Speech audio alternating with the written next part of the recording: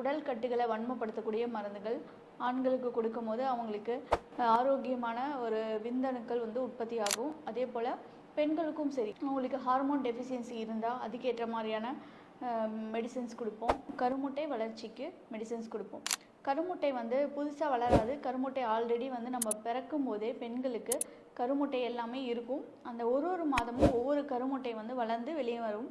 அந்த கருமுட்டை வந்து நல்லபடியாக வளர்ந்து வெளியே வர்றதுக்கும் சரி, அல்லது ஹார்மோன் வந்து நல்லா உடம்புல அவங்களுக்கு அந்த கருமுட்டை வளர்ச்சிக்கான ஹார்மோன்ஸ் நல்லபடியாக இருக்கிறதுக்கும் சித்தா மெடிசின்ஸ் நாங்கள் கொடுப்போம். சித்தா மெடிசின்ஸ் பொறுத்த வரைக்கும் உணவுலேருந்தே ஆரம்பிக்கும். அதே போல் உடல் பயிற்சி ரொம்ப முக்கியம்.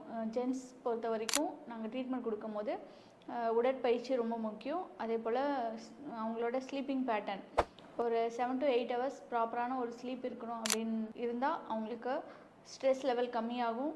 அதே போல் ஃபாஸ்டிங், இன்டர்மீடியட் ஃபாஸ்டிங் இருக்கிறது ரொம்ப நல்லது.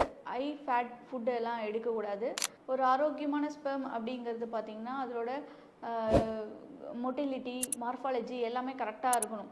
ஸோ அதுக்கு நம்ம வந்து ஊட்டச்சத்து இருக்க மாதிரியான உணவுகள், மருந்துகள் கொடுக்கறது மூலமாக அதை வந்து சரி பண்ணிக்கலாம்.